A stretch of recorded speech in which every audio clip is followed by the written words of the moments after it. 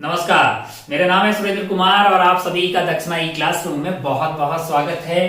हम बातें करने वाले हैं जेईई एडवांस पैटर्न, हमारा रिवीजन का ART-02 पेपर 1 जो है वीक 1, वीक 2, वीक 3, वीक 4 इसमें जो भी पढ़ा है उस सारे सिलेबस का पेपर है जेईई एडवांस पैटर्न का। तो उम्मीद है कि आपने बहुत अच्छा किया होगा। आइए 1 बाय 1 सवालों का खेला स्टार्ट करते हैं।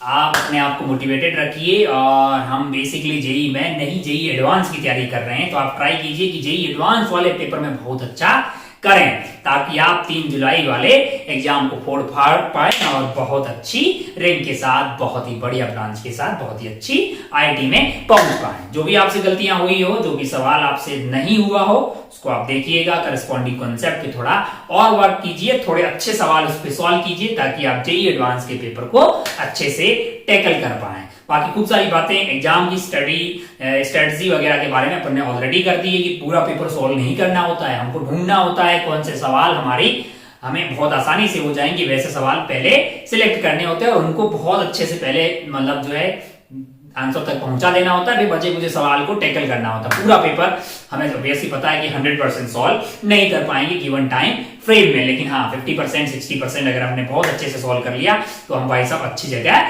पहुंच पाएंगे। That's all. आगे बढ़ते हैं, सवाल बाई सवाल पेपर के बारे में बातें करते हैं। पर पेपर 1 जो है, पेपर 1 का सवाल नंबर 1 जो मेरे पास है वो सवाल इस तरह का है।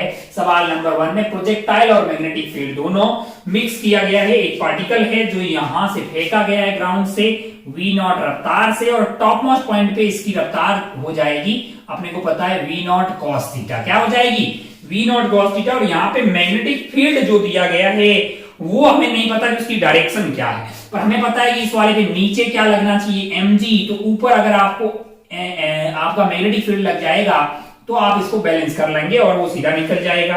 अच्छा, और ये चार्ज कैसा है? Particular mass and charge q, initial velocity, ये चार्ज पॉजिटिव है तो आप v क्रॉस b करेंगे, फोर्स ऊपर की तरफ आना चाहिए।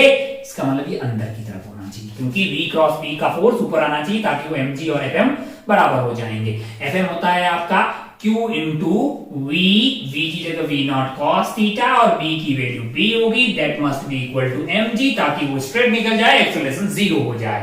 तो आपको क्या चाहिए था यहाँ पे? आपको यहाँ पे b की वैल्यू चाहिए, b की वैल्यू हो जाएगी mg divided by q v0 cos theta, ये वाली b की वैल्यू आ जाएगी। और किधर आएगा भैया?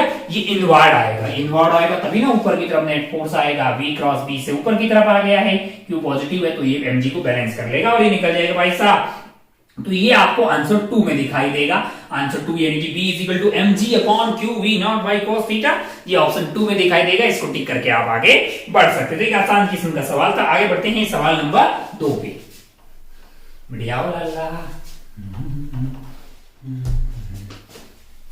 क्या है सवाल नंबर 2? जरा ध्यान से देखिए सवाल नंबर 2 में कैपेसिटर है। अच्छा, यहाँ पे कार्यक्रम कुछ इस तरह का है, यहाँ पे कैपेसिटर लगा हुआ है, कैपेसिटेंस C है और यहाँ पे एक L लंबाई का ये वायर है, V रफ्तार से जा रहा है और यहाँ पे है मैग्नेटिक फील्ड। टक टक टक टक टक टक। आपको बोला है when the loop is entering the field what will be the charge developed on the capacitor। ऐसे भाई साहब ये लूप अगर अंदर आ जाएगी तो लूप के अक्रॉस एक पोटेंशियल डेवलप हो जाएगा। क्यों? क्योंकि ये वायर जो होगा ये v रफ्तार, L लेंथ है, v रफ्तार से जा रहा है तो v क्रॉस b यानी इमोशनल ईएमएफ डेवलप हो जाएगा। ये एक बैटरी की तरह बिहेव करेगा, v क्रॉस b की डायरेक्शन में, b अंदर की तरफ है तो इधर आपका हाई पोटेंशियल और इधर लो पोटेंशियल बैटरी की तरफ करेगा और ये होगा vbl। क्या हो जाएगा? vbl, v cross b dot l vector से अपने को इमोशनल ईएमएफ मिल जाता है। ट्रिपल मतलब स्केलर सॉरी आपका पोटेंशियल डिफरेंस आता था v cross b dot l vector, तो ये आपने कर दिया यहाँ पे तो उसकी वैल्यू vbl आ गई। तो चार्ज तो q is equal to cv लगा दो यार, c की वैल्यू c है और पोटेंशियल डिफरेंस है ना v, यहाँ पे ये बैटरी है आपकी, तो ये इसकी वैल्यू vbl हो गई हमारे लिए, है ना। इसको v डैश बोल दो तो ये हो गया आपके लिए vbl। तो ऐसा ऑप्शन कहां दिखाई दे रहा है आपको? blvc है ना, b से रफ्तार है, ये आपको ऑप्शन 2 में दिखाई देगा। लल्लू सवाल था, इमोशनल ईएमएफ इसमें इन्वॉल्व करवाया गया था तो आप ईएमएफ इंड्यूस निकाल दिया आपने और आपने c से मल्टीप्लाई कर दिया तो चार्ज मिल गया है। तो ऐसा आपको ऑप्शन 2 में दिखाई देगा, तो इसमें 2 टिक करके आप आगे बढ़ सकते हैं। तो देखिए इसी किस्म का सवाल था, ये हर प्राणी से सॉल्व होना चाहिए था। आगे बढ़ते हैं सवाल नंबर 3 की तरफ। कौन से वाले सवाल की तरफ? 3 नंबर वाला सवाल। क्या बोल रहा है 3 नंबर वाला सवाल? 3 नंबर वाला सवाल हती रद्दी है। क्या है? आपको बोल रहा है dimension ratio magnetic flux and resistance is equal to. अगर आपको याद हो तो चार्ज फ्लो अपन निकालते हैं। क्या? वैसे तो आप B डिवाइडेड बाय ये रेशियो लेके कर लो, मतलब आपको क्या बोला, magnetic flux divided by resistance का रेशियो ले लो, आपको आ जाएगा। वैसे अपन पता करते हैं चार्ज फ्लोन। चार्ज फ्लोन किसमें आपने पढ़ा होगा? चार्ज फ्लोन क्यू आपके लिए डेल्टा फाई बाई आर आता है। R is the radius, delta phi is the flux में चेंज, है ना? कहां पे? EMI में। तो फाई डिवाइडेड बाय रेजिस्टेंस का ये रेशियो तो चार्ज के बराबर आ रहा है। आपसे पूछा है magnetic flux divided by resistance का ये रेशियो क्या आने वाला है? चार्ज आने वाला है। तो इसका आंसर भी 2 आपको दिखाई देता। आप इसको टिक करके आगे बढ़ सकते थे। ये एक आसान किस्म का सवाल है, बहुत इजी किस्म का सवाल है, इसको आपको हर हाल में सही होना चाहिए था। 4th वाला सवाल अगर आप ध्यान से देखें तो यहाँ पे आपको दिया गया है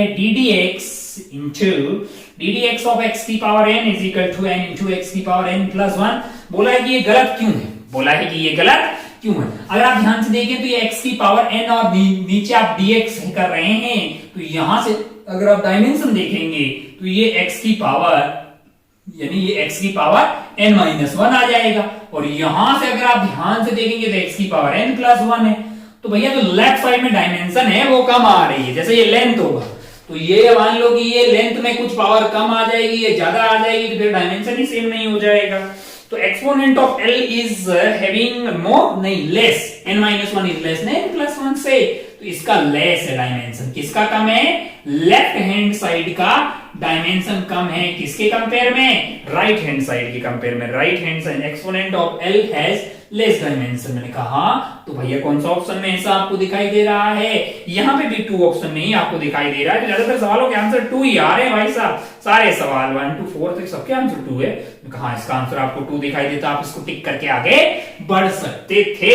आगे बढ़ते हैं 5वें सवाल पे। यहां से 5 से आगे के सवाल है मल्टीपल करेक्ट वाले। कैसे सवाल हैं? मल्टीपल करेक्ट वाले। हमको लगता है कि जो चारों सवाल है ये इजी किस्म के सवाल थे, आप अच्छे से इनको सॉल्व कर सकते थे। 5वें सवाल पे देखते हैं क्या बोल रहा है। 5वां सवाल आपसे 20 मीटर लॉन्ग पोटेंशियोमीटर वायर है जिसका रेजिस्टेंस कितना 20 ओम है, connected in series with the battery. Battery से किससे कनेक्टेड? मैंने कहा हाँ, अच्छा बैटरी कितने वोल्ट की है? 3 वोल्ट की है। इसका इंटरनल रेजिस्टेंस 10 है। यहाँ पे जो पोटेंशियोमीटर का वायर कनेक्ट किया है इसकी लेंथ 20 मीटर है और रेजिस्टेंस कितना है? रेजिस्टेंस 10 ओम है। ऑब्वियस सी बात है, इसमें करंट कितना बहेगा कोई भी बता देगा। 3 डिवाइडेड बाई टोटल रेजिस्टेंस हो गया है आपका, नहीं इसका रेजिस्टेंस कितना दिया हुआ 10 है और लॉन्ग पोटेंशियोमीटर वायर का 20 दिया हुआ, तो टोटल आ जाएगा 1/10 यानी कि 0.1 एम्पियर। करंट आपका कितना बहने वाला है? 0.1 एम्पियर बोलने वाला।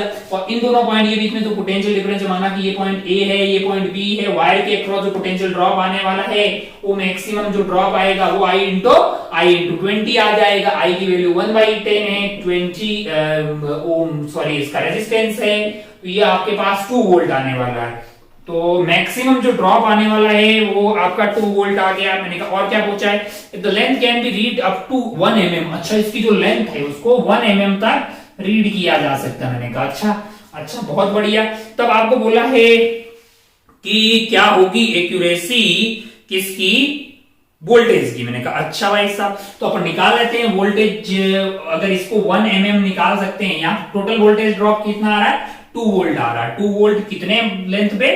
20 मीटर में, यानी कि 2 वोल्ट डिवाइडेड बाई 20 मीटर है। लेकिन ये मीटर वाला को भी अपन mm में मेजर कर सकते हैं, तो 100 सेंटीमीटर इंटू 10 ये mm आ गया। और ये कार्यक्रम क्या है? वोल्ट में है। यहां से आपको क्या मिल जाएगा? वोल्टेज पर mm। वोल्टेज पर mm, यानी कि अगर आप एक mm मेजर कर सकते हैं तो आप ये वाली क्वांटिटी मेजर कर सकते हैं। और ये वाली क्वांटिटी क्या हो गई? 1/10 की पावर 4 है। 1/10 की पावर 4 इज 10 की power 4, that is equal to, यानी कि इसको मैं क्या लिख सकता हूं? 0.1 into 0.1 0.1 इंटू 10 की पावर -3 यानी कि 0.1 मिली वोल्ट है, 0.1 मिली वोल्ट है। तो अगर मैं 0.1 mm मेजर कर सकता हूं तो उसके करस्पॉन्डिंग जो पोटेंशियल ड्रॉप आएगा वो तो आपका 0.1 मिली वोल्ट आने वाला है, तो मैं उसको भी मेजर कर सकता हूं। तो इसकी एक एक्यूरेसी होगी 0.1 मिली वोल्ट। अब चलते हैं ऑप्शंस पे। Up to minimum 0.2 milli volt नहीं, मैंने कहा मिनिमम आपकी एक्यूरेसी 0.1 आ रही है with the accuracy of 0.2 milli volt नहीं। ऑप्शन 3 में विद द एक्यूरेसी ऑफ 0.1, मैंने कहा 3 वाला ऑप्शन सही लग रहा है मेरे को। और अप टू मैक्सिमम वोल्टेज आप जो मेजर कर सकते हैं वो आपका 2 वोल्ट आ गया, तो 4 इज करेक्ट है। तो आपका आंसर जाने वाला है 3 एंड 4, तो मल्टीपल करेक्ट था, 1 एंड 2 गलत होगा। आगे आइए आगे बढ़ते हैं, आगे बढ़ते हैं सवाल नंबर 6 की तरफ। कौन सा वाला सवाल? छठवां सवाल, जरा देखिए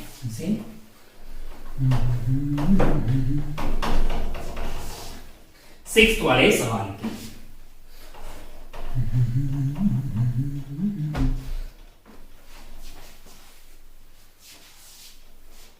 सिक्स्थ, जरा ध्यान से देखिए क्या है 6th वाला सवाल।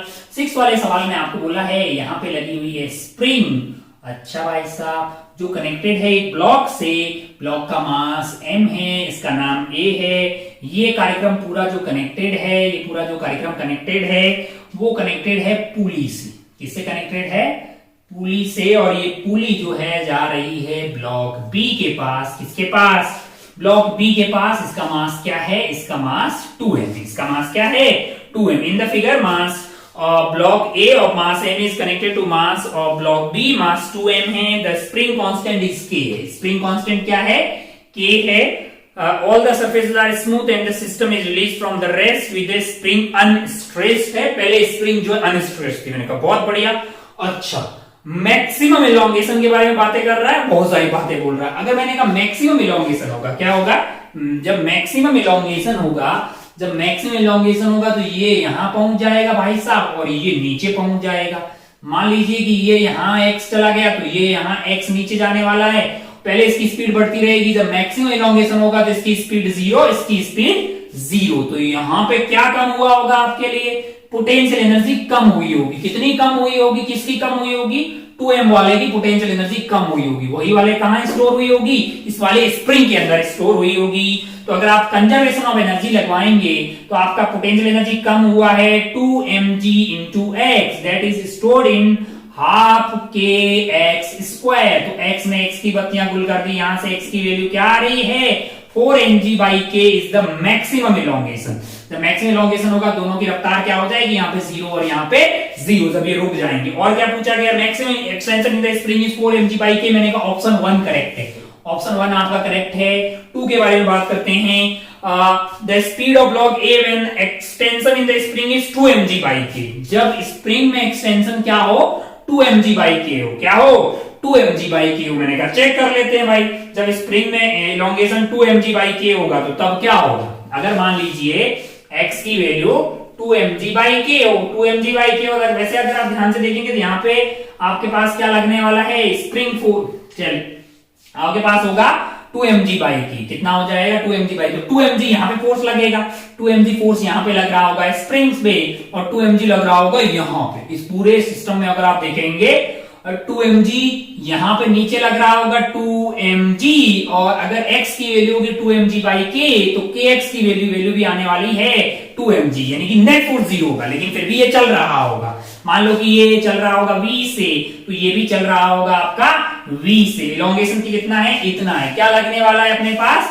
पोटेंशियल, मतलब एनर्जी कंजर्वेशन। मैंने कहा इसके पास क्या आ जाएगा? इसके पास आ जाएगा हाफ के एक्स स्क्वायर और x की वैल्यू है 2mg/k का स्क्वायर, प्लस क्या आने वाला है? मैंने कहा इसको मिल गई काइनेटिक एनर्जी कितनी? हाफ mv स्क्वायर, प्लस इसको काइनेटिक एनर्जी मिल गई है 2m into v square, that is equal to loss in potential energy. किसकी कम हुई होगी? ये सेकंड वाले की हुई होगी 2mg into x की वैल्यू क्या है? 2mg/k।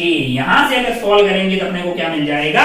v मिल जाएगा। जब अपन इसको सॉल्व कर रहे हैं तो v की वैल्यू मिल रही है 2g/√m/3k, है ना लाला? कहीं ऑप्शन में देखो ये तो नहीं है। ऑप्शन में अगर आप ध्यान से देखेंगे तो वो 2g/√m/2m/3k नहीं है, m/3k आ रहा है। यानी कि मेरा आंसर ये आ रहा है, लेकिन ऑप्शन में जो दिया है वो √2m/3 के है, मेरा m आ रहा है और उसने क्या दिया है 2m है, तो सेकंड वाला ऑप्शन गलत है। सेकंड वाला मैंने चेक कर लिया, सेकंड वाला गलत है। बेसिकली मैं क्या लगा रहा हूं, एनर्जी कंजर्वेशन। थर्ड वाला देखते हैं, net acceleration of block B when the extension in the spring is maximum. अच्छा, स्प्रिंग में एक्सटेंशन मैक्सिमम है, स्प्रिंग में एक्सटेंशन क्या है, मैक्सिमम है। मैंने कहा देखते हैं स्प्रिंग में अगर एक्सटेंशन मैक्सिमम होगा तो क्या होगा। थर्ड वाला ऑप्शन चेक करते हैं, जरा ध्यान से देखिए, थर्ड वाला ऑप्शन चेक करते हैं। आइए, थर्ड वाला स्प्रिंग में एक्सटेंशन मैक्सिमम मतलब कितना है, एक्स मैक्स तो अपने पास 4mg/k, तो kx की वैल्यू क्या हुई 4mg, तो यहाँ पे क्या लगेगा 4mg, यहाँ पे क्या क्या लग रहा होगा 2mg। इस पूरे को अगर आप सिस्टम ले लें, मास m मास 2m, यहाँ पे लग रहा है 2mg और यहाँ पे लग रहा है 4mg, तो एक्सेलरेशन इसकी इधर, एक्सेलरेशन इधर की तरफ, a की वैल्यू हो जाएगी 4mg माइनस 2mg यानी कि 2mg divided by total mass है, that is equal to 3m, that is equal to 2g/3 metre पर सेकंड स्क्वायर। लेकिन आपका ऑप्शन वो है 2g/3 बोल रहा है, थर्ड ऑप्शन सही हो गया, लाला थर्ड ऑप्शन सही हो गया। आगे फोर्थ पर बढ़ते हैं, tension the thread for the extension of 2mg/k in the spring is mg। Tension in the thread for extension of 2mg/k in the spring is mg। मैंने कहा नहीं बे, जब आप इसको क्या रख रहे हैं 2mg/k रख रहे हैं तो kx की वैल्यू 2mg आ गई, kx की वैल्यू क्या आ गई आपके लिए 2mg आ गई। मैंने कहा अच्छा भाई साहब बहुत बढ़िया, तो यहाँ पे आपके पास 2mg जब लग रहा होगा, ये तो 2mg लग रहा है ना, तो नेट इसकी एक्सेलरेशन क्या होने वाली है 0 होने वाली है, तब तो टेंशन आपका जो है 2mg और यहाँ पे टेंशन किसके बराबर होगा 2mg के बराबर। अरे भैया, अरे यहाँ 2mg और यहाँ 2mg, ये 4mg की जगह 2mg हो जाएगा ना, तो 2mg नेट एक्सेलरेशन 0 आ गया, तो यहाँ का टेंशन जो है इसके बराबर आना चाहिए ना भैया, 2mg के बराबर आना चाहिए। लेकिन भैया कितना बोल रहे हैं mg बोल रहे हैं, फोर्थ वाला गलत हो गया, अल्लाह फोर्थ वाला गलत हो गया, तो आपका आंसर 1 और 3 हो जाएगा। आइए आगे बढ़ते हैं सेवंथ वाले सवाल पे। कौन सी वाले सवाल पे, सेवंथ वाले सवाल। बस आपको एनर्जी कंजर्वेशन लगाना था और तो कुछ भी नहीं था, इस वाले सवाल में ज्यादा किया जा सकता था, कोई बहुत ज्यादा डिफिकल्ट की कैटेगरी में इसको नहीं रखा जाएगा। आइए देखते हैं, थोड़ा सा क्लीन हो जाओ भैया। हाँ, सवाल नंबर 7 है। 7वां सवाल क्या है, जरा ध्यान से देखिए।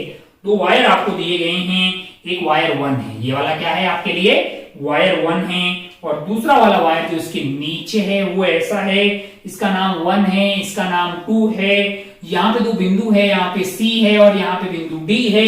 आप कुछ ऑप्शंस चेक करने हैं, जैसे मैं फर्स्ट ऑप्शन चेक कर रहा हूं, मैं ऐसा बोल रहा हूं कि I1 जो है इसमें करंट इस तरफ है और इसमें करंट I2 इधर की तरफ। आइए चेक करते हैं C वाले पॉइंट पे B की डायरेक्शन क्या होगी, क्योंकि हमें फोर्स के बारे में कमेंट करना है सवाल पे। Force direction this force exerted, मुझे पता है कि फोर्स क्या होता है, F is equal to I L cross B है ना। ओ एल की वेक्टर की डायरेक्शन क्या होती है, करंट की डायरेक्शन होती है, बी अपने पता करना है। तो सी पॉइंट पे ये I1 वाला है, I1 वाला करंट ऐसे जा रहा है, तो सी पॉइंट पे पाम रूल से मुझे पता लग रहा है कि यहाँ पे बी बाहर की तरफ है और यहाँ पे कैसा हो जाएगा अंदर की तरफ, आई कैसा है ऊपर की तरफ, तो एल वेक्टर ऐसा हो गया, एल क्रॉस बी करेंगे यहाँ पे, कहां पे सी पे। अगर आप ध्यान से देखिए तो एल आपका इसके करंट के अलावा हो गया, बी आपका बाहर की तरफ है ना, बाहर की तरफ, यानी कि L ऊपर की तरफ है, ऊपर की तरफ इसको रख दीजिए और B बाहर की तरफ है। ऐसा करेंगे कि किधर की तरफ I आपका है ना, I ऊपर की तरफ है तो आपका L वेक्टर ऊपर की तरफ आ गया और आपके पास क्या है, इसको क्या मतलब B से मल्टीप्लाई कर दीजिए है ना, तो एक वेक्टर क्वांटिटी ऊपर की तरफ है ऐसे, और दूसरा वाला जो है आपका B जो है वो बाहर की तरफ है, फोर्स इधर की तरफ आ रहा है, कैसा आ रहा है इधर की तरफ आ रहा है। सिमिलरली अगर आप ध्यान से देखें फोर्स ऑन सी यहां वाले पॉइंट पे, तो आपके पास आई कैसा है, मैंने कहा आई आपके लिए ऊपर की तरफ है, तो आपका एल वेक्टर भी उधर हो गया है और बी की डायरेक्शन अंदर की तरफ, तो ऊपर की तरफ उंगलियां रखिए और अंदर की तरफ कर्ल कीजिए तो आपका फोर्स आने वाला। अरे भैया ये जो वेक्टर है, वेक्टर ही तो है दोनों का, मतलब जस्ट डायरेक्शन ही तो निकालनी है। एल वेक्टर जो है वो आई की डायरेक्शन में होगा, आई आपका ऊपर की तरफ है तो उधर रख दिया, बी यहाँ पे अंदर की तरफ, तो आपका जो है ये फोर्स की डायरेक्शन यहाँ पे इधर आ रही है। और आपको ऐसा ही ऑप्शन देखना था जिसमें सी पे इधर लगे और डी में इधर लगे, तो ऐसा आपको ऑप्शन 1 में ही चेक करने से आता हुआ दिखाई देगा, बाकी में ट्राई करेंगे तो ऐसा आता हुआ दिखाई नहीं देगा। बाकी आप ऑप्शन चेक कर लीजिए तो आपका आंसर हो जाएगा इसका 1 है। अरे बहुत लल्लू सवाल है, कैसा सवाल है, बहुत ही लल्लू सवाल है, जस्ट आपको चेक करना है। 7 के बाद अपन आगे बढ़ते हैं 8 वाला भी वैसा ही, कोई बहुत डिफिकल्ट सवाल नहीं है। जरा ध्यान से देखिए क्या है 8 वाला सवाल। जरा ध्यान से देखिए क्या है, एट वाला सवाल कार्टेशियन कोऑर्डिनेट सिस्टम दिया हुआ है, वेक्टर है, स्पेसिफाइड a,2 एंड 6,b है। अच्छा यहाँ पे क्या है, a,2 है और a क्या है 6,b है। अच्छा Cartesian coordinate initial and final points of vector are a,2 and 6,b, vector makes an angle of sine inverse of with x positive x direction.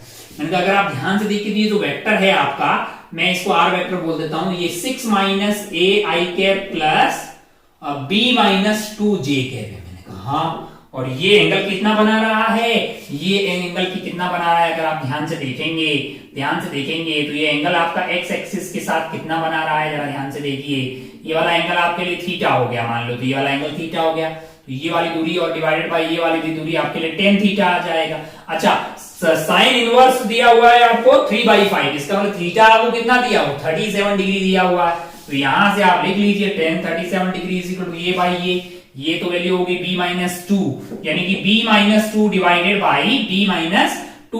By 6 minus a है, 6 minus a, b minus 2 divided by 10 37 that is equal to 3/4। अब आप option check कर लीजिए। जो सवाल है मतलब vector का सवाल था, जैसे पहला ऑप्शन a की वैल्यू 2 रख दिया आपने तो ये 4 आ जाएगा, b की वैल्यू 5 रखी, 5 माइनस 2 करोगे 3 आ गया। सेकंड वाले सवाल में a की वैल्यू 3 रख रहा है तो 3 आ जाएगा, सेकंड गलत है।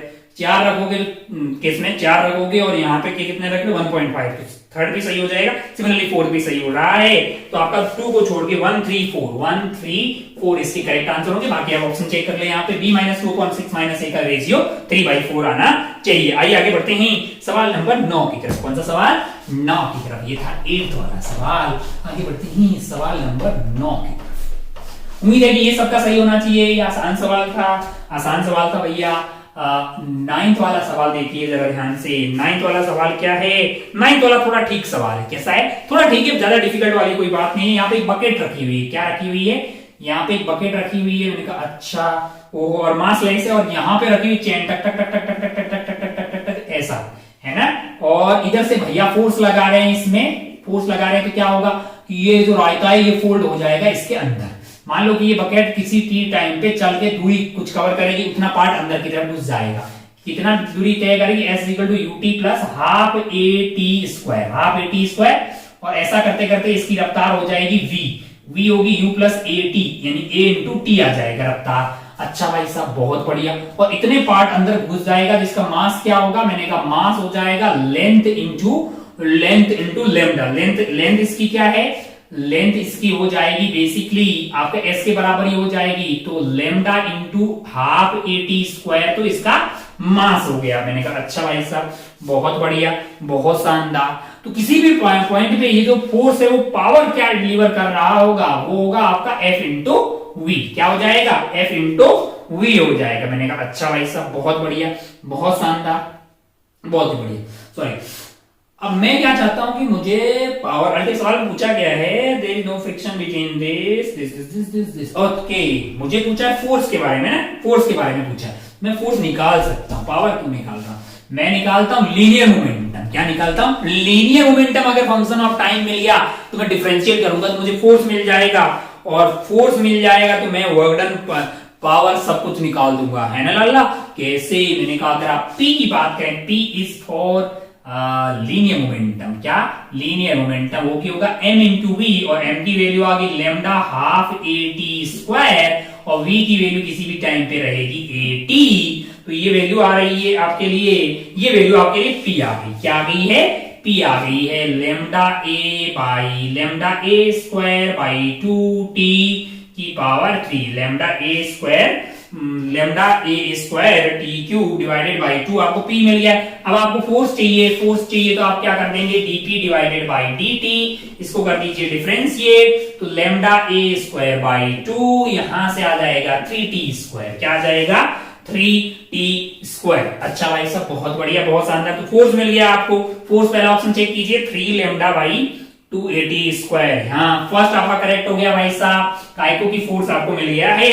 वर्क डन निकालना है, क्या निकालना है आपको, वर्क डन निकालना है टी टाइम तक। तो वर्क डन कैसे निकालेंगे, मैंने कहा फोर्स इनटू डिस्प्लेसमेंट, फोर्स की वैल्यू होगी lambda a square by 2, 3t² into आप करते हैं f इंटू dx, और dx को क्या मैं लिख सकता हूं v dt, मैंने कहा हाँ, और v की वैल्यू है किसी भी टाइम पे at dt, टाइम आपका 0 से लेकर t तक जा रहा है। तो यहां से अगर आप ध्यान से देखेंगे 3/2 बार आ जाएगा, लैम्डा बार आ जाएगा, a क्यूब बार आ जाएगा, t क्यूब है, t क्यूब का आ जाएगा t की पावर 4 डिवाइडेड बाई 4 है, तो 3/8 लैम्डा a क्यूब t की पावर 4। वेरी गुड, ये ऑप्शन 2 में दिखाई देगा, ऑप्शन 2 भी सही है ना। तो ऑप्शन फर्स्ट सही हो गया तो थर्ड गलत हो जाएगा, 2 सही हो गया तो फोर्थ गलत हो जाएगा। तो आंसर आपका 1 एंड 2 आ जाएगा। एक तो आपको क्या निकालना, फोर्स निकालना, पावर निकालना ही नहीं है ना, पावर निकालना ही नहीं है। पावर निकालना होगा तो आप f डॉट b कर देंगे किसी भी टाइम पे, f आ गया आपके पास, और लॉस की किसी भी टाइम पे at। खैर मुद्दे की बात यह है कि आपको फोर्स निकालना था, आपको वर्क डन निकालना था, आपने निकाल दिया, बस p निकाल दीजिए m इंटू v, और m वो वाला मास जो इसके अंदर रह गया है, फिर आपको ft निकालना है तो dv बाई dt से फोर्स मिल जाएगा। चलिए आगे बढ़ते हैं सवाल नंबर 10 पे। कौन से वाले सवाल पे? 10वें सवाल पे।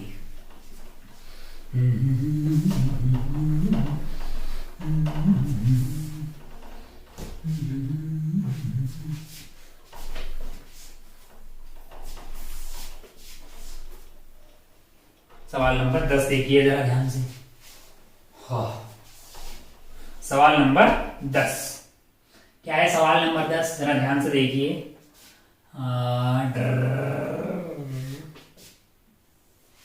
ऐसे ऐसे यहां से ब्लॉक को रिलीज किया जा रहा है, और ये हाइट आपको h दी हुई है। अब सीरी काय बोल रहे हो यार, तुमको मैंने बुलाया ही नहीं।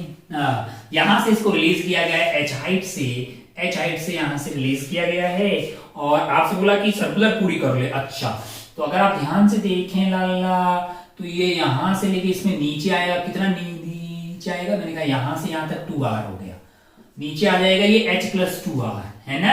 Very good. तो इसकी स्पीड की कितनी होगी?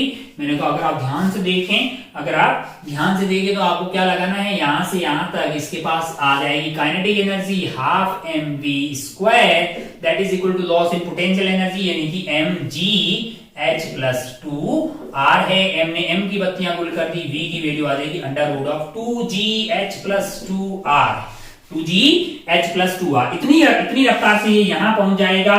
और अगर आपको इसको सर्कुलर कंप्लीट करना है तो ये रफ्तार must be greater than equal to 5gr, root 5gr must be greater than root 5gr। अगर आपको सर्कुलर करना है तो ये रूट 5gr से बड़ी होनी चाहिए। अब आप इसको सॉल्व कर ले, मतलब 2g must h plus r, 2r must be greater than equal to 5gr। g ने g की बत्तियां गुल कर दी, 2h plus 4r must be greater than equal to 5r, यानी कि आपका r जो है वो 2h के बराबर है। निकालना क्या है भैया आपको क्या निकालना है? h निकालना है, यानी कि h must be greater than equal to r/2, है ना। अच्छा भाई साहब, अगर h की मिनिमम वैल्यू r/2 चाहिए तो r/2 से बड़ा ऑप्शन पहला वाला है, पहला वाला मतलब मिनिमम आपको r/2 चाहिए। r बड़ा है, यस। बी सेकंड चेक कीजिए r/4 कम है r/2 से। थर्ड चेक कीजिए 2r/3, यस बड़ा है। फोर्थ वाला r/3 कम है r/2 से, r/3 कम है, हाँ r/3 0.33 और ये 0.5, फोर्थ बड़ा है, r/3 कम है, हाँ तो खत्म हो गया। h must be greater than equal to r/2। अरे भाई सवाल है, आंसर आ जाएगा आपका 1 एंड 3। आपका आंसर क्या आ जाएगा? 1 एंड 3। इसको टिक करके आप आगे बढ़ सकते थे। आइए आगे बढ़ते हैं सवाल नंबर 11 पे। कौन सा सवाल पे? सवाल नंबर 11 पे।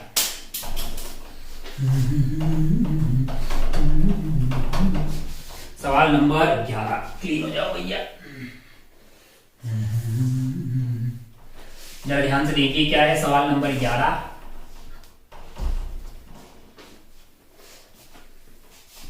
सारे सवालों में वीडियो सॉल्यूशन के साथ आपको पीडीएफ में डिटेल्ड कैलकुलेशन वाले आंसर भी दिए जाएंगे, ताकि आपको किसी में अगर कैलकुलेशन भी देखनी है तो बाकी आप कैलकुलेशन कर सकते हैं। वैसे कॉन्सेप्ट समझना होता है फिजिक्स में, अगर आपको कॉन्सेप्ट समझ में आ जाए कैलकुलेशन तो न्यूमेरिकल वैल्यू तो डालनी होती है। फिर खैर अपन मुद्दे की बात करते हैं। सवाल नंबर 11 देखते हैं। 11 बहुत लालू सवाल है। क्या बोल रहा है? Particle is moving with uniform acceleration है। बोलो कमेंट करना है कि कैसा पाथ हो सकता है। अरे मस्त स्ट्रेट लाइन में जाए भाई साहब, यूनिफॉर्म एक्सेलरेशन है पहला केस। दूसरा वाला अगर आपको याद हो तो हमने प्रोजेक्टाइल फेंका था ऐसे, इस पूरी घटना के दौरान एक्सेलरेशन जी डाउनवर्ड थी, यूनिफॉर्म थी, है कि नहीं है? तो it may be on straight line, बिल्कुल it may be moving in circular path. मैंने कहा सर्कुलर अगर करेगा तो भैया रेडियल एक्सेलरेशन कांस्टेंट हो सकता है इसका magnitude, but direction constant, direction तो चेंज हो रही, सर्कुलर पॉसिबल नहीं है। सर्कुलर अगर यूनिफॉर्म सर्कुलर मोशन करिएगा तो भी आपका एक्सेलरेशन चेंज होगा, उसका मैग्नीट्यूड भले कांस्टेंट आ जाए, लेकिन डायरेक्शन तो हमेशा चेंज हो रही है, तो पॉसिबल नहीं है। It may be any curve, मैंने कहा नहीं कर्व में सर्कल हो गया ना भाई, वो ऑप्शन थोड़ी हो सकता है। मे बी पैराबोला, यस, यानी 1 is correct, 2 wrong, 3 wrong, 4 is correct, yes भाई साहब। तो आपका 1 और 4 आंसर हो गया। ये जैसा आप में से गलत हुआ है उस पे लानत है, आगे बढ़ते हैं। ये सही होना चाहिए हर प्राणी से। अगर आपने अटेंड नहीं किया तो आपकी एग्जाम को अटेंड करने की टेक्निक बदलिए, क्योंकि ऐसे लल्लू सवाल आपको ढूंढ के सही करना ही होता है, करना ही होता है। 12th वाला जो सवाल है वो आपका है इस बेसिस पे, किस बेसिस पे है, हॉल इफेक्ट पे। मतलब हॉल इफेक्ट पे आपको मतलब थोड़ा पहले पता होना चाहिए। वैसे आपको पढ़ाया जाता है, आप कहीं पढ़ते हैं, नहीं पढ़ाया तो गूगल करके एक बार समझिएगा कि क्या चीज। आसान भाषा में मैं आपको बताऊं तो एक कंडक्टर है, मान लीजिए करंट लेके जा रहा है, ठीक है ना, और मैं क्या करूं कि यहाँ पे मैग्नेटिक फील्ड लगा दूं। क्या लगा दूं? मान लो मैग्नेटिक फील्ड लगा दूं। क्या होंगे इसमें? चार्ज पार्टिकल चल रहे होंगे, उनके पास कुछ रफ्तार भी होगी, और v क्रॉस b से उनमें फोर्स लगेगा, तो कंडक्टर के दो टर्मिनल के क्रॉस क्या हो जाएगा? एक पोटेंशियल डिफरेंस जनरेट हो जाता है, और इसी को प्यार से क्या बोलते हैं? हॉल इफेक्ट बोला जाता है। जैसे इस पर्टिकुलर केस में मैं आपको बता रहा हूं, जो आपको फोटो दिया गया है सवाल में वो ऐसा है, ऐसा है, कैसा है, ये फोटो ऐसा है, जरा ध्यान से देखिए। यहाँ पे जो करंट बहने वाला है, करंट की डायरेक्शन ये है, ये क्या है? करंट की डायरेक्शन है। ऊपर आपके पास नॉर्थ पोल है, यहाँ पे आपके पास साउथ पोल है, और यहाँ पे P है, यहाँ पे आपके पास P है, और यहाँ पे आपके पास Q है, यहाँ पे आपके पास क्या है? Q है। In the figure one, essential part of operators to demonstrate the Hall effect, which of the following statement is या are correct है? In the arrangement of the Hall potential difference is developed between P and U। मैंने कहा अगर आप ध्यान से देखिए current ऐसे चल रहा है, करंट ऐसे चल रहा है, इसका मतलब क्या है कि इलेक्ट्रॉन लोग किधर जा रहे हैं? इलेक्ट्रॉन लोग इधर जा रहे हैं, इलेक्ट्रॉन लोग इधर जा रहे हैं, इलेक्ट्रॉन लोग इधर जा रहे हैं v रफ्तार से। अच्छा भाई साहब, और b जो है वो आपका कैसे लग रहा है? ऊपर से नीचे की तरफ, है ना। तो b आपका ऐसा है हॉरिजॉन्टल, और b आपका अंदर की तरफ है, b आपका अंदर की तरफ है, v आपका हॉरिजॉन्टल, ऐसे आप समझिए, है ना। यहाँ पे n है, यहाँ पे ऐसे v ऐसा है, करंट इधर जा रहा है, इलेक्ट्रॉन उधर जा रहे हैं, v क्रॉस b, b आपका नॉर्थ से लेके साउथ की तरफ, नीचे की तरफ, b क्रॉस b। तो इधर p की डायरेक्शन में क्या लगा? फोर्स। इलेक्ट्रॉन खुद ही नेगेटिव है, किधर जाएगा? q की डायरेक्शन में। तो इलेक्ट्रॉन लोग यहाँ पे आएंगे, q में क्या हो जाएगा? नेगेटिव, यहाँ पे क्या हो जाएगा? पॉजिटिव। क्या क्या क्या डेवलप हो जाएगा? एक पोटेंशियल डिफरेंस। क्या डेवलप हो जाएगा? एक potential difference. In the arrangement of the whole potential difference is developed across PQ। मैंने कहा हाँ भाई साहब, PQ के अक्रॉस एक पोटेंशियल डिफरेंस जनरेट होगा, फर्स्ट सही बात है। सेकंड देखिए, the magnitude of hall potential is greater if the applied magnetic flux density is increase. मैंने कहा B बिल्कुल इंक्रीज करेंगे तो Q into V cross B का ये फोर्स बढ़ेगा, तो ज्यादा लोग उधर की तरफ डेविएट होंगे, बाकी वो मूव कर रहे हैं उधर खींचना पड़ेगा। इधर भी तो इसमें एक पोटेंशियल डिफरेंस है, यहाँ और यहाँ पोटेंशियल डिफरेंस, तभी तो करंट उधर जा रहा है, तो उधर इनको खींचा जा रहा है, उधर खींचा जा रहा है, तो ये खींचने वाला जितना ज्यादा होगा तभी तो आप डेविएट होगे, वो उधर की तरफ जाएगा। बिल्कुल सही है। Second is correct, first is correct, second is correct. Third देखिए, the magnetic Hall effect less if the PQ और स्पेसिमेन इज डिक्रीज। तो PQ को डिक्रीज करेंगे थोड़ी ये चेंज होगा, इसमें कोई लेना देना नहीं। Fourth, the whole potential independent of material used. मैंने कहा भैया नंबर ऑफ फ्री इलेक्ट्रॉन कितने होंगे वो तो इस बात पे डिपेंड करता है ना कि मटेरियल कौन सा, n की value i is equal to n ये PPD में n इस बात पे डिपेंड करता है कि मटेरियल कौन सा है। बिल्कुल भाई साहब, मटेरियल कौन सा इस पे डिपेंड करेगा, इसमें डिपेंड करेगा। तो आपका आंसर हो जाएगा 1 and 2, 1 and 2 हो जाएगा भाई साहब। 3 and 4 आपका गलत है, क्योंकि वो इंफॉर्मेशन ठीक नहीं है। आगे बढ़ते हैं न्यूमेरिकल सवाल पे। कहां तक पहुंच गए हैं अपन? 12 डन हो गया है। सवाल नंबर 13।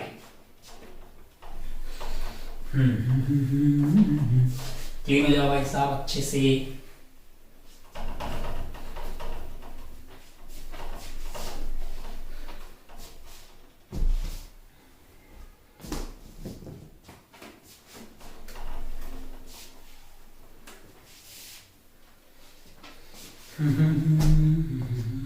सवाल नंबर 13 क्या है? सवाल नंबर 13 जरा ध्यान से देखिए, मार्कर जी चल जाओ। सवाल नंबर 13, एक ग्राफ दिया हुआ है। मैंने कहा अच्छा, डरने की कतई जरूरत नहीं है, और साथ में इंफॉर्मेशन दी है। क्या दी है जरा ध्यान से देखिए, मार्कर जी चल लो। आपको ये बोला है कि यहाँ पे मैग्नेटिक फील्ड है आपका 1, और यहाँ पे -1 t है ना, ऐसे चल रहा है। ये T0 है, ये 2t0 है एंड सो ऑन। डरने की कतई जरूरत नहीं है, बी का मैग्नीट्यूड दिया है, बाकी अपन आगे देख लेंगे। पार्टिकल की इनिशियल रफ्तार जो है वो ये बी में है, ये आई कैप में दिया हुआ, और पार्टिकल की इनिशियल रफ्तार दी हुई है आपको 2/पाई आई कैप प्लस 2√3j कैप। मैंने कहा डरने की जरूरत नहीं है, इसका मैग्नेटिक फील्ड कुछ नहीं उखाड़ सकता, ये भाई साहब कुछ नहीं उखाड़ सकते। जे की बैंड बजाएंगे, जे की बैंड बजाएंगे क्योंकि जे इसके परपेंडिकुलर, उसको सर्कुलर करवाएंगे, है ना। इसका कुछ नहीं कर सकते, इसका कुछ नहीं कर सकते, ये मस्त चलेगा। मतलब ये पहले कहां था भैया, डिस्प्लेसमेंट पता करना है, और ये कंप्लीट t0 है। अच्छा, located at the origin, starting में कहां पे 0,0,0, तो ये x में मस्त जाएगा। x में किसी भी टाइम पे इसका कोऑर्डिनेट होगा 2/पाई, रफ्तार है इनटू टाइम। अरे चलो यार, इनटू टाइम, टाइम आपको कितना दिया हुआ 5t0 है, 5t0/4 है, तो ये किसी भी टाइम पे इसका x कोऑर्डिनेट हो जाएगा, मतलब t ये टाइम पे ये हो जाएगा। y और z पता करना है, y और z अगर आपको पता करना है तो ये क्या करना, अगर ये y एक्सिस है, ये आपका z एक्सिस है, x एक्सिस मान लो मैंने अंदर की तरफ मान लिया है, x एक्सिस मैंने क्या मान लिया है अंदर की तरफ। तो अगर आप ध्यान से देखें तो इसकी रफ्तार जो है, जो j में थी, कितनी थी पहले आपके लिए I0 और j में, j का मतलब क्या हो गया आपके लिए, ये यहाँ पे थी, है ना। b आपका अंदर की तरफ है, b आपका क्या है अंदर की तरफ है, तो v क्रॉस b, अगर आप ध्यान से देखें v आपका ऐसा है, b आपका अंदर की तरफ है, तो फोर्स कैसा लगने वाला है, v is this and b अगर मान लो कि पहले में I अंदर की तरफ मान लिया है, तो v क्रॉस b से फोर्स ऊपर की तरफ लगेगा। फोर्स अगर ऊपर की तरफ लगेगा, और चार्ज पार्टिकल कैसा है, charge particle of mass 1 and charge 1 coulomb, यानी कि पॉजिटिव है, तो v क्रॉस b, यानी v आपका j में है और b आपका अंदर की तरफ है, तो v क्रॉस b से फोर्स ऊपर की तरफ लगा, तो ये ऐसा सर्कल कंप्लीट करने वाला है ना। अच्छा भाई साहब, बहुत बढ़िया, बहुत शानदार, बहुत ही बढ़िया, है ना। अच्छा, बहुत बढ़िया। ये ऐसे कौन से वाले प्लेन में रहेगा, YZ प्लेन में। कौन से वाले प्लेन में, YZ प्लेन में। मैंने कहा अच्छा भाई साहब, बहुत बढ़िया, बहुत शानदार। और अगर आप ध्यान से देखें, तो टाइम आपको कितना दिया हुआ है 5t0/4 है, 5t0 डिवाइडेड बाई 4 है। इसको मैं क्या लिख सकता हूं, 4t0 plus t0 divided by 4, यानी कि ये हो गया है t0 प्लस t0/4, यानी कि t0 में ये करता है सर्कल कंप्लीट। मैं आपको ये व्यू दिखा रहा हूं, वो x के अलॉन्ग भी जा रहा है, YZ में आपको सर्कल दिखाई देगा। वैसे तो वो क्या बनने वाला, हेलिकल पाथ आने वाला, उधर की तरफ भागे जा रहा है। मैं इधर से देख रहा हूं, उधर तो वो इतने कोऑर्डिनेट पहुंच जाएगा। मैंने कहा यहां से यहां घूम के आएगा t0 पे, तो t0 प्लस t0/4 पे, तो 1/4 वाला पार्ट होगा, यहां तक पहुंचा होगा। तो ये वाला आपके लिए रेडियस r हो गया है, ये r हो गया है। तो इसके कोऑर्डिनेट अगर आप ध्यान से देखें तो x हम पता है, ये आपका r आ गया, ये आपका r हो गया, और मतलब YZ, कौन से वाले, ये YZ हो गए, और आपके पास जो x कोऑर्डिनेट है वो तो ये आ जाएगा किसी भी टाइम पे। और r कितना होता है, मैंने कहा r is equal to mv upon qb, r is equal to mv upon qb। तो x पता लग गया, x अपने को पता लग गया, ये y पता लग गया है r, z भी पता लग गया r। तो डिस्टेंस पहले और पहले कहां था 0,0,0, तो बीच की दूरी यानी कि डिस्प्लेसमेंट क्या होने वाला है, अंडर रूट ऑफ r का स्क्वायर प्लस r का स्क्वायर, यानी कि 2r स्क्वायर, r का स्क्वायर प्लस r का स्क्वायर इज 2r स्क्वायर, यानी कि twice of r square plus 2/पाई 5t0/4 का स्क्वायर है, और t0 इस टाइम पीरियड है। r की वैल्यू आएगी mv अपॉन qb, यहां पे डालिएगा, और t0 is time period, t is equal to mv upon qb, mv upon qb, sorry t is equal to 2πm upon qb। t की value क्या होती है हमारे लिए, t is equal to 2πm, t is equal to आपके लिए जो time है t0, that is equal to 2πm upon qb, है ना, 2πm अपॉन qb है। तो ये वाली वैल्यू को आपको उठा के कहां डालना है, यहाँ पे, और r की जगह डालना है mv अपॉन qb। v कौन सा वाला, मैंने कहा v2√3 वाला। अब आप ध्यान से देखिएगा तो हर आइटम आपको दिया हुआ, बस आपको कैलकुलेशन करनी है। r की जगह क्या डालना है mv qb, v की जगह डालिएगा 2√3, है ना, और यहाँ पे आप 2/5 इंटू टाइम किया है अपने, है ना, इंटू 5/4 ये t0 दिया हुआ है। और t0 की जगह अगर आप ध्यान से देखिएगा तो आपको डालना है 2 pi M upon Q B. M आपको दिया हुआ है, क्यू दिया हुआ, बी आपको 1 दिया हुआ है। सोल्व आप करिएगा तो ये वैल्यू आ रही है √49। सोल्व करने पे क्या वैल्यू आ रही है? √49 है, तो आंसर आएगा आपका 7 है। आप जस्ट वैल्यू डाल दीजिए। हम आपको वैल्यू डाल के सॉल्व किया हुआ ये पीडीएफ भी आपके ग्रुप में डाल दे रहे हैं, तो आप उसको सॉल्व करके देख लीजिए। बाकी आप रख लीजिए यार वैल्यू, आप बोलो तो मैं रख भी देता हूँ आपके लिए, अगर आप रख लेंगे ना। आर की वैल्यू डाल लीजिए। बाकी एक टाइम पीरियड के बाद में डायरेक्शन चेंज होगी, उससे कोई फर्क नहीं पड़ेगा, है ना।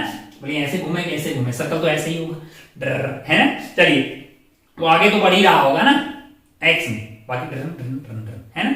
अगर यहाँ पे बी की डायरेक्शन क्या हो जाए, बी की डायरेक्शन अंदर की तरफ जाए, बाहर हो जाए, तो ये यही वाला सर्कल अब कैसे होने लगेगा, मतलब ऐसा ऐसा होने लग जाएगा, है ना। सेंटर यहाँ पे आ जाएगा। चलिए तो हमें तो डिस्प्लेसमेंट निकालना था, हमें पता है कि d/4 के बाद तो कोऑर्डिनेट तो आपका r और r है, ये √2r का स्क्वायर यानी कि 2r² हो जाएगा। x में इतना दूर गया है तो अपन निकाल लेंगे, इसमें कोई दोहराई वाली बात नहीं है। 7 का नहीं 13 का आंसर आ गया 7। आगे बढ़ते हैं 14 वाले सवाल पे। कौन से वाले सवाल पे? 14 वाले। इसमें जस्ट वैल्यू रख देना, आपको आंसर आता हुआ दिखाई देगा। कौन सा सवाल है? 14।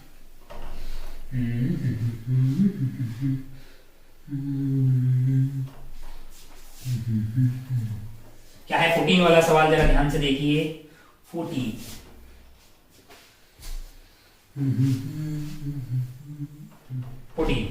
सवाल नंबर 14 क्या और का है? 14 वाला सवाल।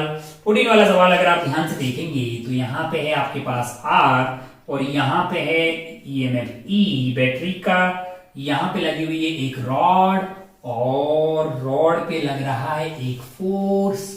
रॉड का मास, रॉड पे फोर्स लग रहा है F, लेंथ है इसकी L, है ना। अच्छा बाकी बहुत सारी इंफॉर्मेशन यहाँ पे अपने को दी हुई है और आपको ये बोला है कि क्या बोला है आपको, the velocity of rod is observe to be v is equal to something दिया हुआ है, यानी किसी टाइम पॉइंट पे v हो गई है, v से चल रहा है और मैग्नेटिक फील्ड यहाँ पे कितना है? b है।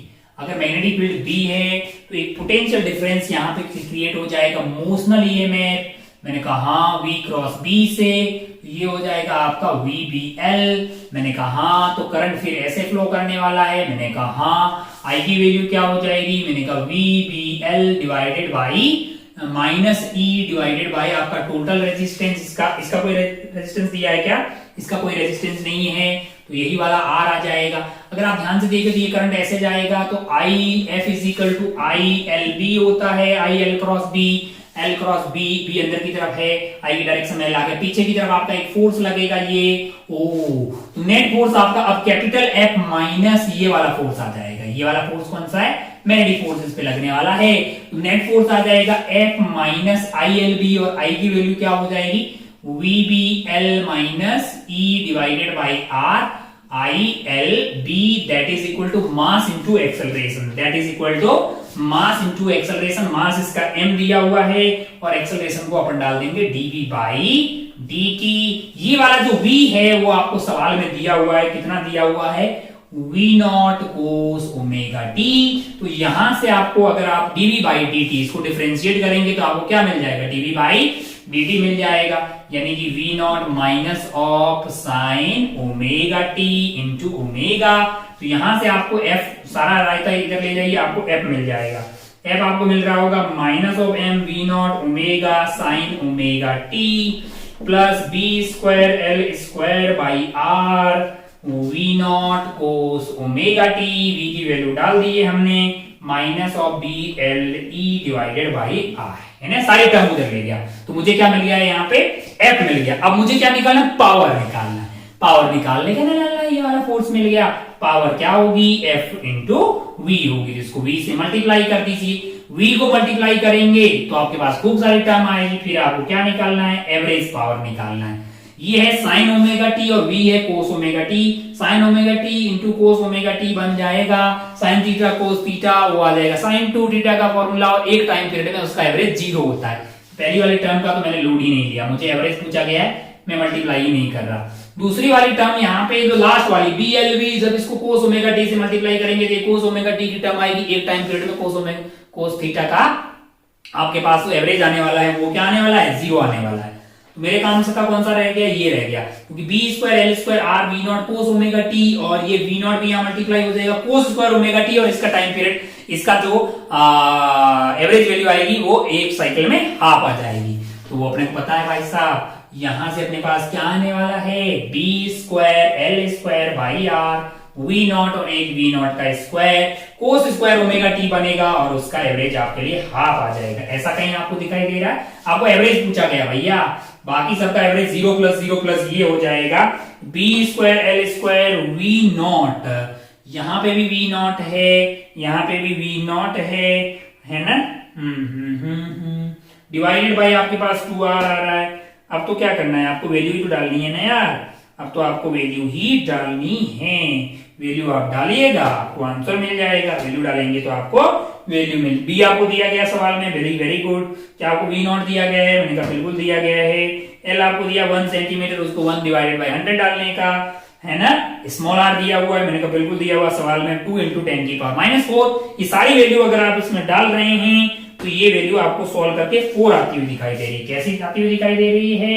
4 आती हुई दिखाई दे रही है। आप डाल के देखते हैं, जरा ध्यान से देखिए। बी स्क्वायर है, बी स्क्वायर कहां गया हमारे लिए, बी की वैल्यू है 2 टेस्ला, तो ये 4 हो जाएगा। एल स्क्वायर इज 1 सेंटीमीटर, यानी कि 1/100 है, तो 10⁴ आ जाएगा। B L square v not का स्क्वायर है, वी नॉट इज 2 यानी कि 4 डिवाइडेड बाई आर है। आर की वैल्यू आपके लिए कितनी है? आर की वैल्यू है 2 × 10⁻⁴। और आपको क्या चाहिए भैया? बी हो गया, एल स्क्वायर हो गया, वी नॉट का स्क्वायर हो गया, ये आपका आर हो गया है, हाँ आर हो गया भाई साहब 2 × 10⁻, और एक और है ना 2 का फैक्टर 1/2 है, तो यहां से 10⁻⁴, 10⁻⁴ खत्म हो गया, ये 4 से 4 खत्म हो गया, आंसर इज 4, आंसर इज 4 है। आंसर आपका क्या आ जाएगा? 4 आ जाएगा आंसर। इसमें कोई लाज शर्म वाली बात नहीं है, इसमें कोई लाज शर्म वाली बात नहीं है। आगे बढ़े क्या भाई साहब? वेरी गुड, ये था सवाल नंबर 14। आगे बढ़ते हैं सवाल नंबर 15।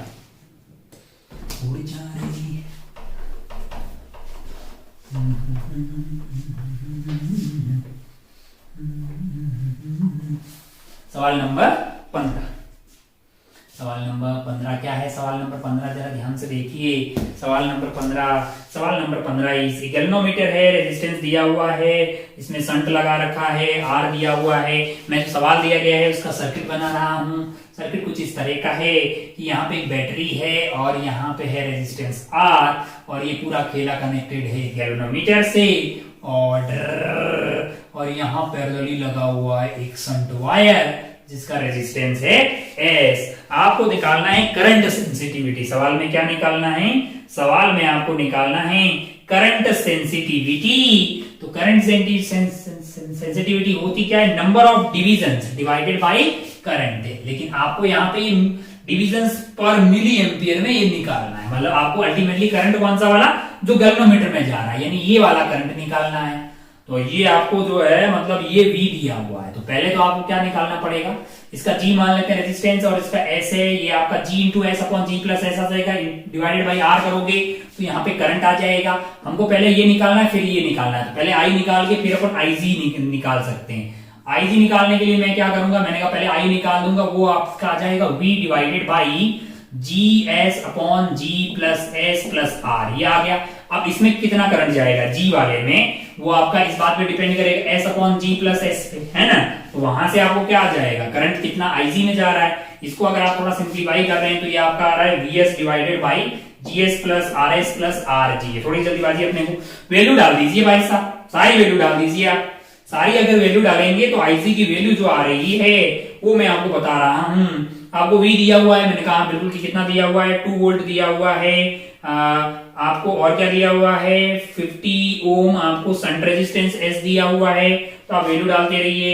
ये वैल्यू आ गई 2 × 50 डिवाइडेड बाई 2000 प्लस G × 90। इसको सॉल्व कर रहे हैं तो ये 100 डिवाइडेड बाई 20000 आ रहा है, यानी कि ये वैल्यू आ रही है आपके लिए। बाकी सारी वैल्यू डाल दीजिए आप, सारी वैल्यू जो आपको यहाँ पे दी गई है वो वैल्यू आप डाल दीजिएगा। तो आपके लिए ये वैल्यू 100 डिवाइडेड बाई ये आती हुई दिखाई देगी। अरे यार डालना आपके लिए कोई टफ चीज नहीं है। वैल्यू डालेंगे, v की वैल्यू दी हुई है, s की वैल्यू सवाल में दी हुई है, r की वैल्यू 1000/9 दी हुई है। सारी वैल्यू डालिए, सॉल्व कीजिएगा तो ये कार्यक्रम आपका 100 डिवाइडेड बाई 20000 आ रहा है, यानी कि 1/120 आ रहा है। अब आपको क्या निकालना है, आपको सेंसिटिविटी निकालनी है ना। अच्छा, ये पूरा कार्यक्रम किस में आ रहा है, ये एम्पियर में आ रहा है। आपको चाहिए डिवीजन पर मिली एम्पियर। डिवीजन कितने है भैया, 50 है। करंट आपका क्या है, 1/120 है ना। तो ये वैल्यू आ गई आपकी 6000 डिवीजन पर एम्पियर, लेकिन आपको किसमें चाहिए, मिली एम्पियर में चाहिए, मिली एम्पियर में चाहिए। हमने कहा अच्छा भाई साहब, बहुत बढ़िया, बहुत शानदार। तो इसी आइटम को अपन क्या लिख सकते हैं, 6 division divided by milli ampere में कर दीजिए। तो इसको मिली एम्पियर में कर दीजिए। मिली एम्पियर में करेंगे फिर आपको किससे मल्टीप्लाई करेंगे, 10 की पावर 3 से, है ना। तो 10 की पावर 3 से ये कट गया, तो आपका एम्पियर की जगह मिली एम्पियर करना है तो 1000 से मल्टीप्लाई कर लिया, 3 कट गए, 6 डिवीजन पर मिली एम्पियर तो हो गया। आपको न्यूमेरिकल वैल्यू निकालनी तो 6 आपका आंसर हो जाएगा, 6 आपका आंसर हो जाएगा। ये 15 के बाद अपन आगे बढ़ते हैं 16 वाले सवाल पे, आगे बढ़ते हैं 16 वाले सवाल पे।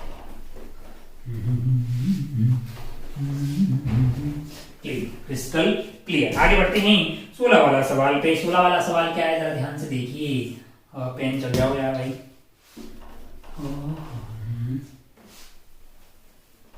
16 वाले सवाल में आपको दो सोलेनॉइड है, twice the radius of 6, number of turns per unit length is 1, find the ratio magnetic field in the interior 2 to 1 है, मतलब बी का रेशियो निकालना है। बी अंदर की तरफ क्या आता है भाई साहब, म्यू नॉट एन आई, यानी म्यू नॉट दोनों के लिए सेम है, आई सेम है, एन पे डिपेंड करने वाला है, यानी V2/V1 आपका हो जाएगा N2/N1। बाकी किसी पे डिपेंड नहीं कर रहा है। N2 कितना दिया हुआ भैया, solenoid 2 twice the radius, there is 6 times the number of turns per unit length 1 है।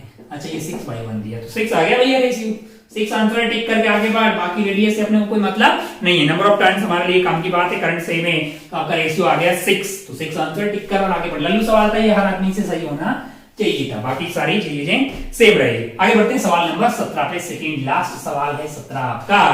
यहाँ पे क्या है कि एक इनफाइनाइट वायर है जो यहाँ करंट लेके जा रहा है, मैंने कहा बहुत बढ़िया, और यहाँ लगा रखा है एक टॉरॉइड। क्या लगा रखा है, एक टॉरॉइड लगा रखा है।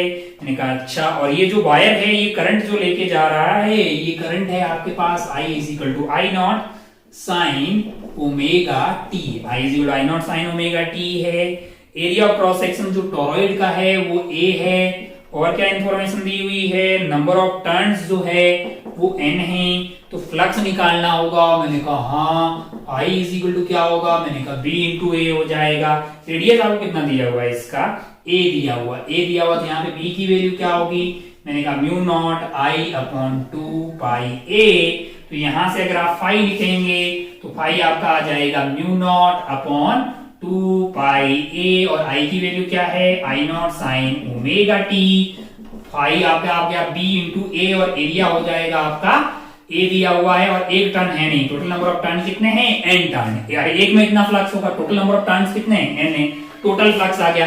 अब आप ध्यान से देखेंगे तो आपको क्या निकालना है, आपको निकालना है यहाँ पे, आपको निकालना है एवरेज पावर। क्या निकालना है, एवरेज पावर। पावर के लिए आप पहले क्या करेंगे, मुझे पता है कि मुझे E की जरूरत पड़ेगी, क्योंकि पावर मेरे लिए क्या हो जाएगा, पावर हो जाएगा E² divided by R। EMF जो इंड्यूस है, मैंने कहा EMF कैसे मिलेगा, वो मिल जाएगा, इसका मैग्नीट्यूड आपको ऐसे dϕ/dt से, तो डिफरेंशिएट आप इसको कर लीजिए।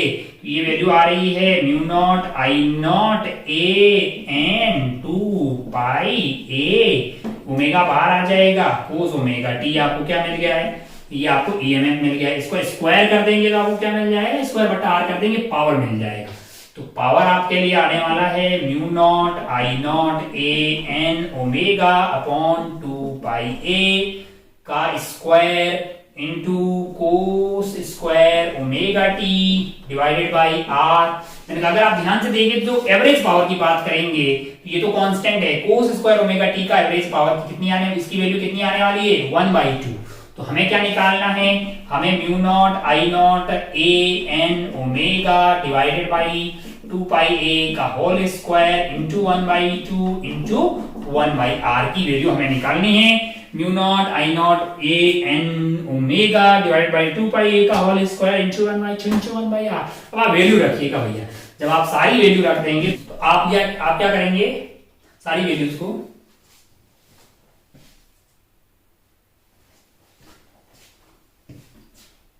चलिए आप क्या करेंगे, सारी वैल्यूज को रख देंगे, सारी वैल्यूज को इसमें यहाँ पे रख देंगे। जब आप वैल्यू को रख दीजिए और आपका जो आंसर है वो आना चाहिए 100 इंटू पी की फॉर्मेट में। कैसे आना चाहिए, पी की वैल्यू। तो आप जब पी की वैल्यू देख रहे हैं तो वैल्यू आपको आती हुई दिखाई दे रही है 2। क्या आती हुई दिखाई दे रही है, 2 आती हुई दिखाई दे रही है।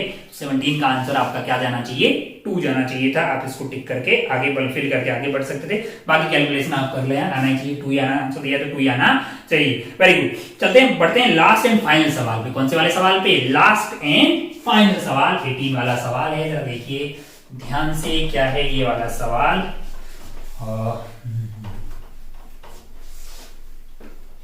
18 क्वेश्चन नंबर 18 क्लीन हो गया भाई साहब, चकाचक हो जाओ। Last and final question,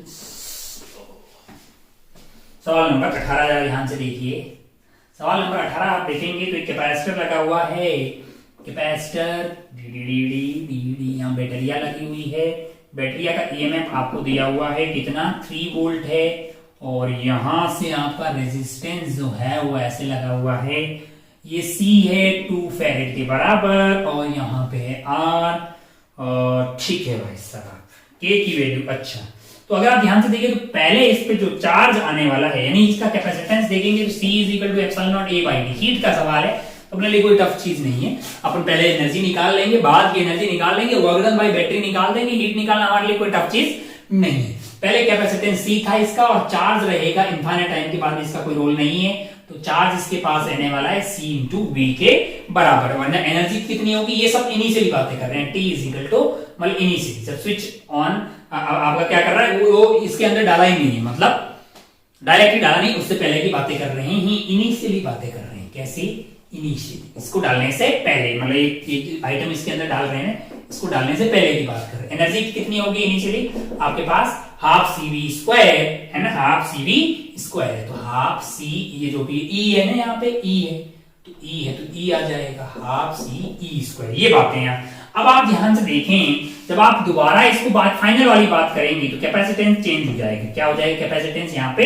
change हो जाएगा, क्योंकि कैपेसिटर ऐसा हो रहा है, D/2 पार्ट को फिल कर दिया है। D/2 पार्ट को किससे फिल किया है, D/2 पार्ट को फिल किया गया है K इज इक्वल टू 2 वाले आइटम से। किससे फिल किया गया है, K इज इक्वल टू 2 वाले आइटम से। और यहाँ पे है K की वैल्यू 1, माना कि इसका कैपेसिटेंस C हो गया, इसका C2 हो गया, तो आपके पास आने वाला है, ये दोनों कैसे हो जाएंगे, ये दोनों सीरीज में हो जाएंगे। कैसे हो जाएंगे, सीरीज में। तो C इक्विवेलेंट आपके लिए क्या आने वाला है, C1 C2 upon C1 plus C2 है ना लाला। हाँ भाई साहब, ऐसे कनेक्ट किया गया, सीरीज में हो जाएगा। और C कितना होगा, C1 आपके लिए, C1 हो जाएगा K epsilon not A by D/2।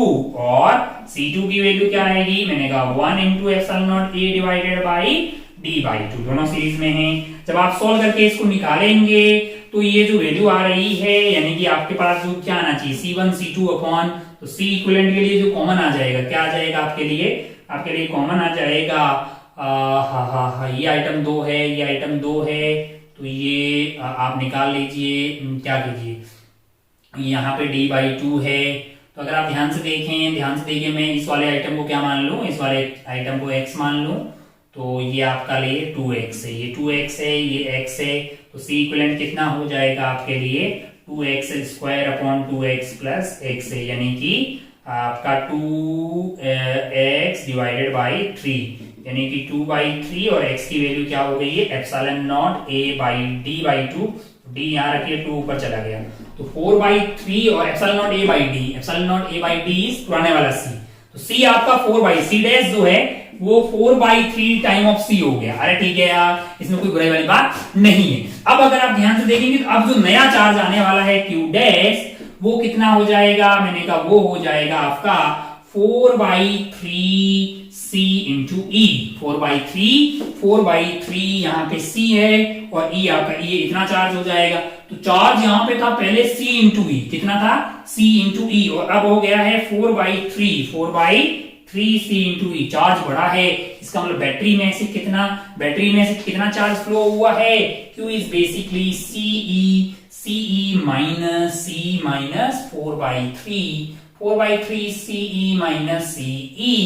तो अगर आप ध्यान से देखेंगे तो 1/3 CE यहाँ पे चार्ज फ्लो हुआ है, यानी वर्क डन बाई बैटरी कैसा आएगा, वर्क डन बाई बैटरी आपके लिए यहाँ पे पॉजिटिव आएगा। वर्क डन बाई बैटरी ये वैल्यू आ जाएगी आपके चार्ज फ्लो इनटू बैटरी है, तो आपका हो जाएगा 1/3 CE स्क्वायर है ना, इनटू ई कर देंगे, work done by battery positive आ रहा है। अब फाइनल जो एनर्जी आने वाली है उसमें एनर्जी जो इनिशियली कितनी थी, ये थी एनर्जी फाइनल की बात करेंगे तो ये हो जाएगी हाफ, और सी की जगह क्या हो गया आपके लिए 4/3 सी आपके लिए, और क्या हो गया है, सी की जगह मतलब सी की जगह सी और ई स्क्वायर है ना। तो अगर आप ध्यान से देखें तो इनिशियल एनर्जी आपके पास इतनी थी, फाइनल एनर्जी बढ़ गई है, फाइनल एनर्जी कैपेसिटर की कहां हुई है, बढ़ गई है। तो जो एनर्जी आपने यहाँ पे सप्लाई की है, किसने सप्लाई की है, बैटरी ने सप्लाई की है, उसका कुछ पार्ट कहां गया है कैपेसिटर की एनर्जी बढ़ाने में, और कुछ पार्ट कहां गया होगा, लॉस हुआ होगा। तो अब मुझे हीट लॉस निकालना होगा, तो मैं कैसे पता करूंगा, work done by battery minus final energy minus initial energy capacitor की। वर्क डन बाई बैटरी मेरे लिए कितना आ रहा है 1/3 C स्क्वायर, और कैपेसिटर में फाइनल कितना है भैया आपके पास, फाइनली आपके पास आ रहा है, ये कट गया तो ये 2/3 C square, 2/3 CE square minus initially क्या है, मैंने कहा 1/2 CE स्क्वायर। अगर आप ध्यान से देखें तो CE स्क्वायर यहां से आ जाएगा कॉमन, ये वैल्यू हमारे लिए बच गई है 1/3 माइनस 2/3 प्लस 1/2 है।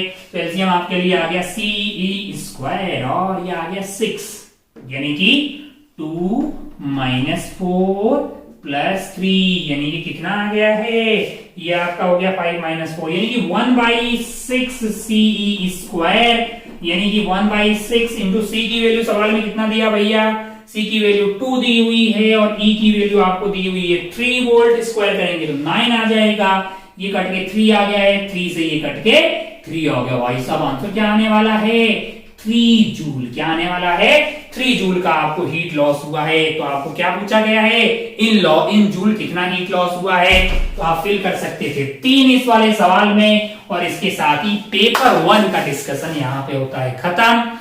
अगर आप इसकी डिफिकल्टी और मतलब एनालिसिस देखें तो अगर आपने जो भी हमने 4 वीक में होमवर्क दिया है, जो भी बातें हमने डिस्कस की है, अगर आपने बड़ी शिद्दत से उसको सॉल्व किया होता और बहुत अच्छे से आपने सॉल्व किया है, तो आप इस सवाल के 18 सवाल बड़ी आसानी से टैकल कर सकते थे। हाँ मतलब एग्जाम के प्रेशर में हो सकता है कि आप 18 में से 1-2 सवाल गलत कर लेते, लेकिन हाँ कॉन्सेप्चुअली आप सारे के सारे सवाल आसानी से सॉल्व कर सकते थे। कोई भी सवाल आउट ऑफ बॉक्स टाइप का नहीं था, एक मीडियम से मतलब अच्छा पेपर बोल सकते हैं, बहुत ज्यादा डिफिकल्ट नहीं बोल सकते। बाकी आपसे जो गलत हुआ है उसको एनालिसिस कीजिए कि कहां आपसे गलती हुई है, उस कॉन्सेप्ट पे खूब सारे और सवाल सॉल्व कीजिए, अच्छे सवाल सॉल्व कीजिए, ताकि आप जेईई एडवांस के पेपर को आप बड़ा अच्छे से सॉल्व कर पाए। बाकी अपना और अपनों का खूब ख्याल रखिएगा। अपन दोबारा मिलते हैं पेपर 2 के डिस्कशन के साथ। जय हिंद, जय भारत, टेक केयर, बाय।